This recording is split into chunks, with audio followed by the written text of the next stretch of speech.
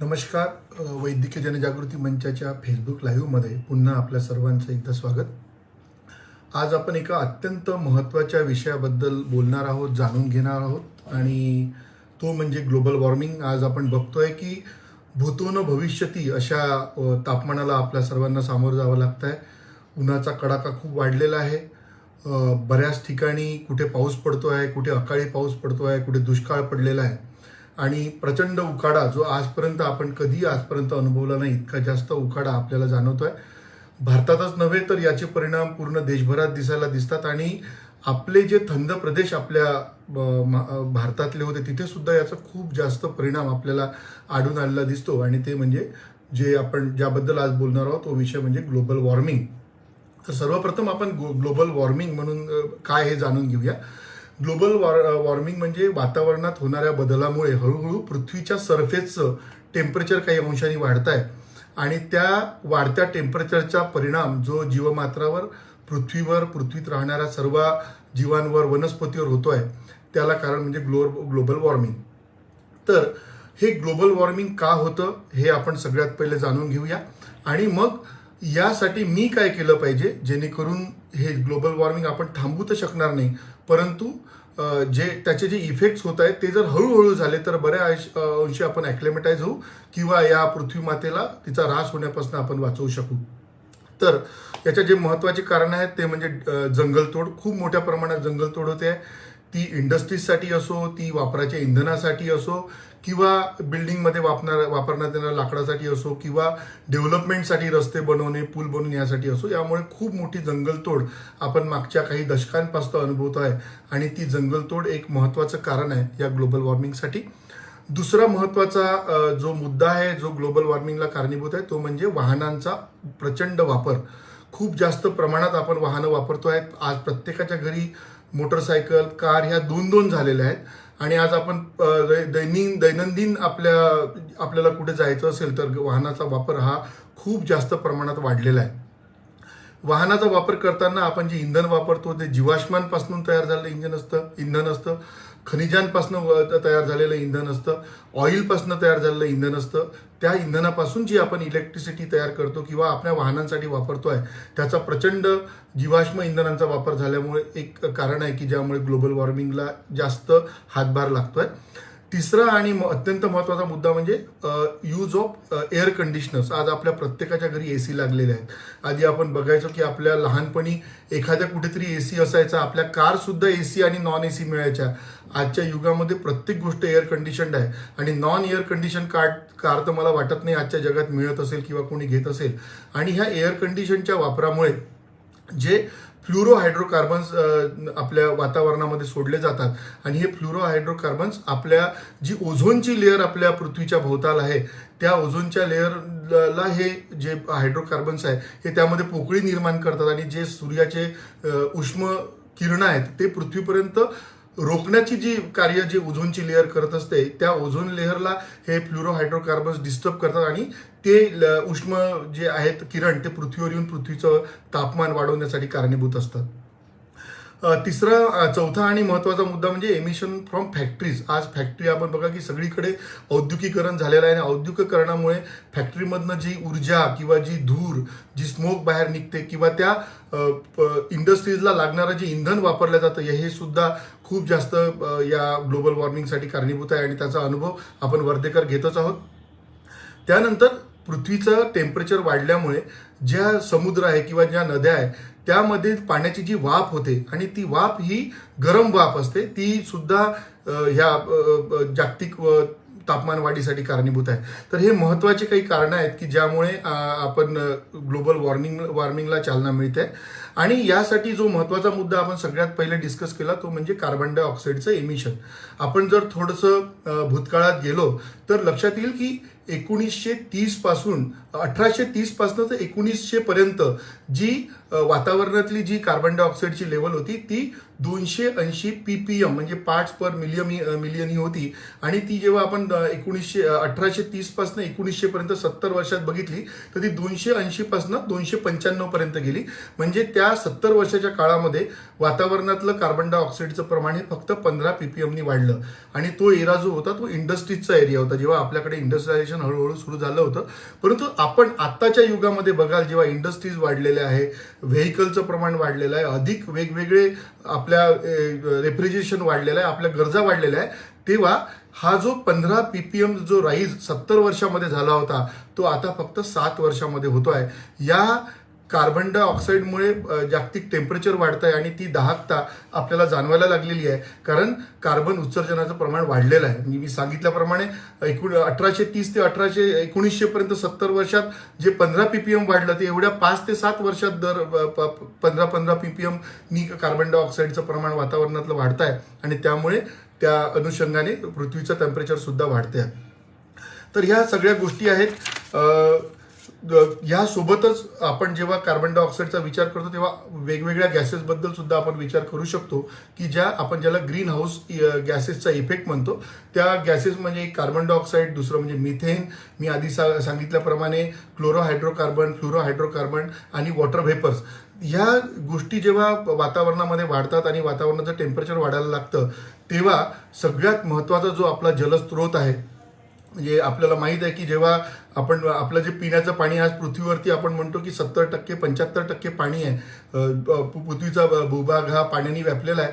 परंतु मित्रांनो लक्षात घ्या, त्यातलं फक्त 3% पाणी हे माणसाला किंवा पृथ्वीवर राहणाऱ्या जेवढे काही जिवंत ॲनिमल्स आहे किंवा वनस्पती आहे त्यांच्यासाठी उपलब्ध असलेलं पाणी हे फक्त 3% पाणी आहे. आणि त्या 3% पाण्यांमधलं जवळपास 2.2% पाणी हे ग्लॅशियर्समध्ये आहे, हिमनगांमध्ये आहे. मग ते हिमनग जे आहेत ते तुमच्या समुद्रातले असो किंवा आपल्या पहाडांवरचे असो किंवा जमिनीवरचे असो. तर ह्या ग्लोबल वॉर्मिंगमुळे हिमनग वितळायला लागले आहेत. आज आपण आर्टिक आणि अंटार्क्टिक मधला जर विषय घेतला तर जवळपास 10 ते 15% हिमनग हे कमी झालेले आहेत, वितळून गेले आहे. आणि त्याला मुख्य कारण म्हणजे वाढलेलं टेम्परेचर.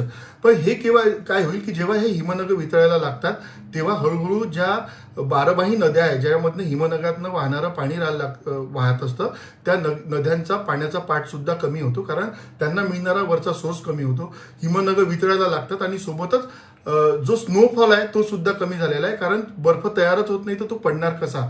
आणि त्यामुळे ज्या आच्छादित जमिनी होत्या ज्याच्यावरती हिमनग पसरले होते तो भूभाग आता वर यायला लागलेला आहे. आणि त्यामुळे त्या हिमनगाखाली जे काही जीवाणू होते ते सुद्धा आता त्यांचा नाश व्हायला लागलेला आहे, त्या वनस्पती संपायला लागल्या आहे. आणि त्यापासून ते हिमनग वितळल्यामुळे हे जे खालचे जे वनस्पती होत्या किंवा यांच्यापासून मिथेन गॅस तो तयार व्हायला लागला. आणि तो मिथेन सुद्धा या पर्यावरणासाठी घातक आहे आणि तो सुद्धा एक मोठा घटक आहे जो आपल्याला जागतिक तापमानवाढीसाठी तो रिस्पॉन्सिबल आहे, कारणीभूत आहे. तर या सगळ्या गोष्टीमध्ये मी काय करू शकतो हे आपण समजून घेतलं पाहिजे. आज आपल्याला माहीत असेल की जागतिक लेवलवर खूप मोठे प्रयत्न सुरू आहेत. पॅरिस करार झालेला आहे, त्यामध्ये आपण भारत सुद्धा सहभागी झालेला आहे. बरेच प्रयत्न शासकीय लेवलवर सुरू आहे की या वातावरणातील बदलाला कसं आपल्याला रोखता येईल. परंतु या पृथ्वीचा उपभोक्ता, या वातावरणाचा उपभोक्ता म्हणून आपल्या सर्वांची सुद्धा जबाबदारी आहे की आपण सुद्धा एक हातभार यासाठी लावला पाहिजे. नुसते शासकीय प्रयत्न होणार नाही. जोपर्यंत हा उपभोक्ता यासाठी काही करणार नाही तोपर्यंत खऱ्या अर्थाने कितीही प्रयत्न झाले तरी निष्फळ ठरतील. मित्रांनो, एक लक्षात घ्या की आजच्या परिस्थितीमध्ये इतके प्रयत्न करून सुद्धा हे लक्षात येत आहे की हे सगळे प्रयत्न जे जागतिक स्तरावर होत आहेत ते तोकडे पडत आहेत, कारण इंडस्ट्रीज बंद करायला कोणी तयार नाही, इलेक्ट्रिसिटीचा वापर बंद करायला कोणी तयार नाही. कारण प्रत्येकाला असं वाटतं, विकसनशील देशांना असं वाटतं की मी जर इंडस्ट्रीज बंद केला तर माझा विकास होणार नाही. जे विकसित देश आहे अमेरिकेसारखे, आज आपण बघाल की जे कार्बन उत्सर्जन आहे ते सगळ्यात जास्त अमेरिका, जपान, रशिया या कंट्रीजचं आहे, चायनाचं आहे. आणि भारत सुद्धा त्या लाईनमध्ये आता तिसरा झालेला आहे की जो जागतिक कार्बन उत्सर्जनासाठी सर्वात महत्त्वाचा एक देश म्हणून येतो आहे. तर हे कुठलेच देश कितीही प्रयत्न केले तरी प्रत्येकाला आपली आर्थिक परिस्थिती वाढवायची आहे किंवा विकसित देशांना विकसित बनायचं आहे. विकसित देशांच्या ज्या नीड्स आहेत त्या त्यांनी ऑलरेडी ठरवून घेतलेल्या आहे, त्यामुळे ते सुद्धा तिथे कुठे कार्बन उत्सर्जन कमी करण्यास सिरियसली प्रयत्न करत नाही आहे. परंतु हे लक्षात घ्या, आपण कोविड काळामध्ये बघितलं की शेवटी जेव्हा कोविडची साथ आली, आपला जीव आपल्या सर्वांना महत्त्वाचा होता आणि आपण सर्व गोष्टी घरी बसून करत होतो. आपल्या इंडस्ट्रीज बंद पडल्या होत्या आणि आज आपण असं दिसतंय की आपण ही लढाई कुठेतरी हरतोय. जागतिक तापमान वाढतंय, कुठेतरी पाऊस पडतोय, कुठेतरी दुष्काळ येतोय.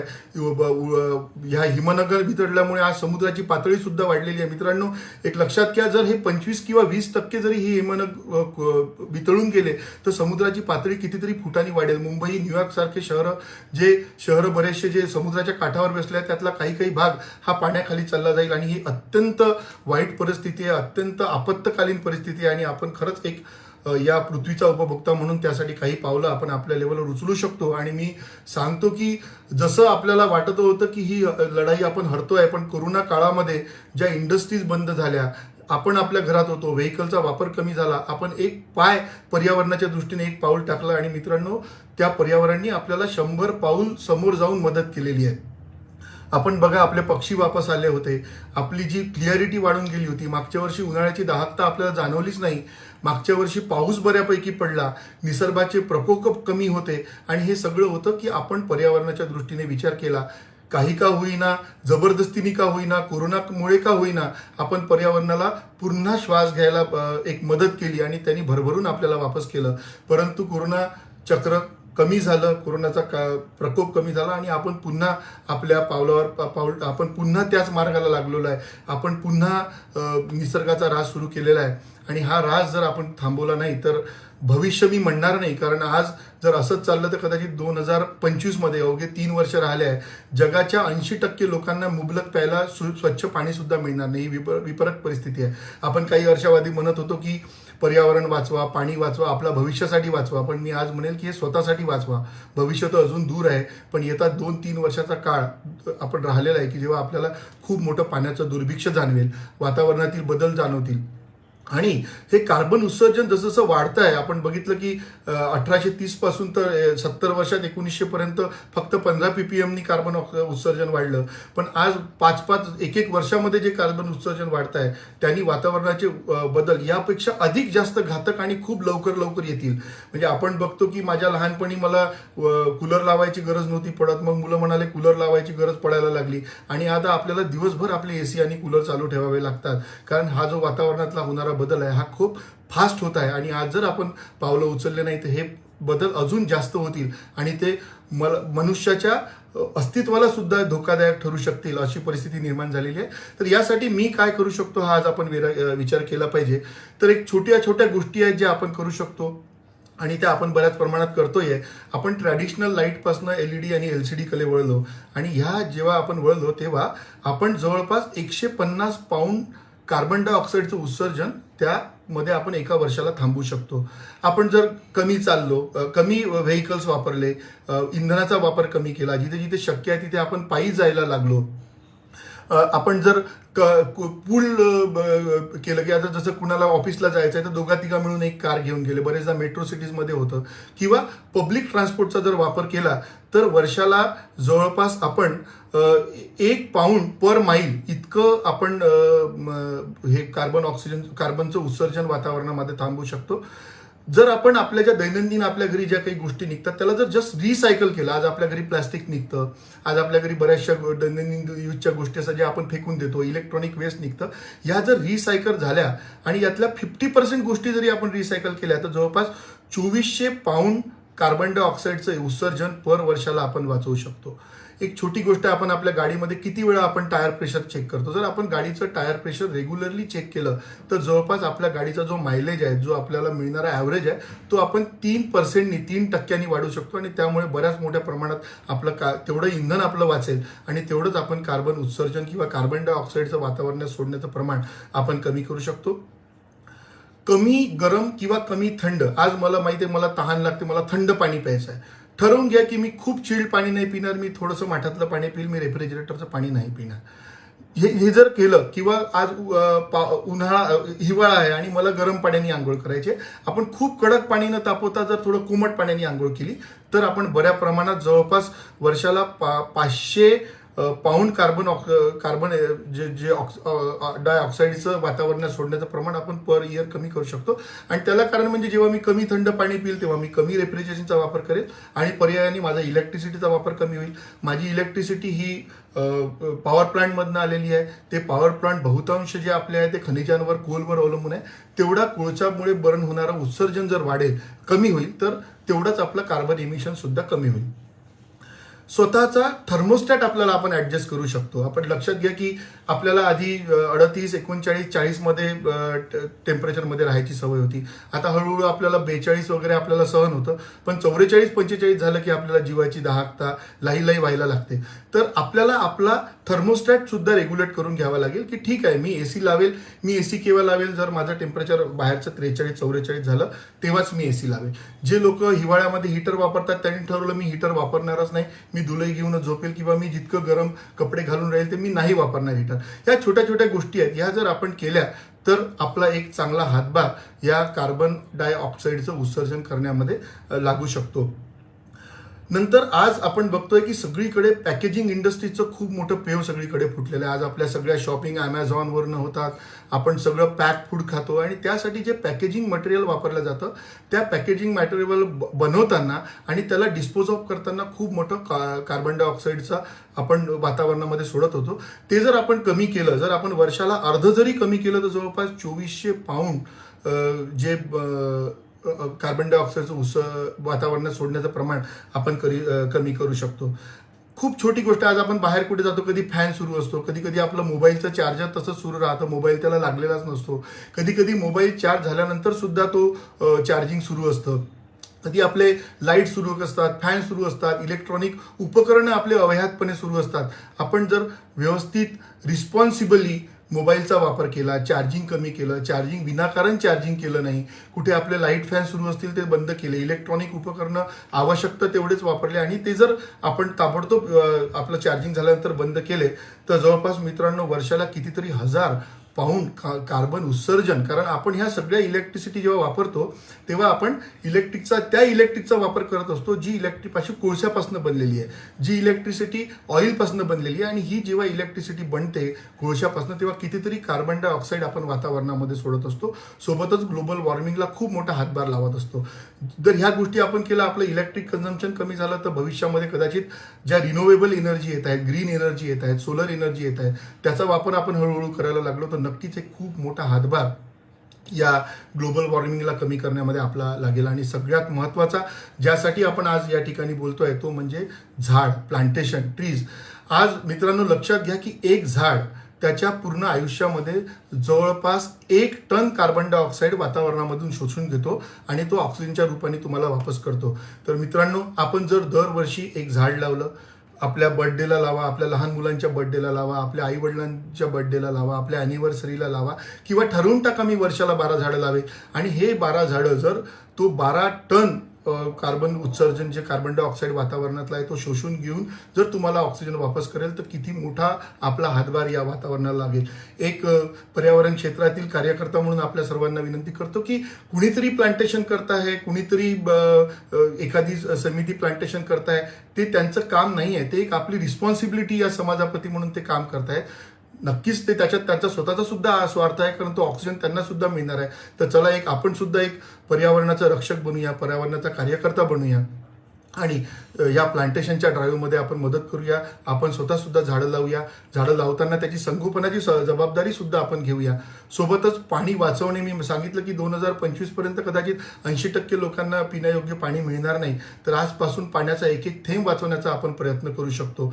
आता पावसाळा येणार आहे तर त्या पावसाचं पाण्याचं संकलन कसं करता येईल ह्याचा आपण तयारी करू शकतो. त्यावेळी आपण पुन्हा एकदा त्याबद्दल आपण एक चर्चा करूया की रेन वॉटर हार्वेस्टिंगसाठी आज आपण काय केलं पाहिजे, तो एक वेगळा विषय, त्यासुद्धा आपण बोलूया. पण मित्रांनो ही वेळ कदाचित निघून गेलेली असेल, पण आपण जर सर्वांनी प्रयत्न केले, आज एवढा मोठा आपला भारत देश आहे, प्रत्येकाने वर्षाला 2-2, 4-4, 5-5 झाडं लावले आणि मी सांगितल्याप्रमाणे ज्या छोट्या छोट्या गोष्टी आहेत की वाहनांचा वापर कमी करा, इलेक्ट्रिक व्यवस्थित वापरा, पाणी व्यवस्थित वापरा, तरी अशा जर गोष्टी आपण केल्या तर खूप मोठा हातभार या ग्लोबल वॉर्मिंगला कमी करायला जे काही जागतिक प्रयत्न सुरू आहे त्याला आपला एक इंडिव्हिज्युअल हातभार सुद्धा लागेल.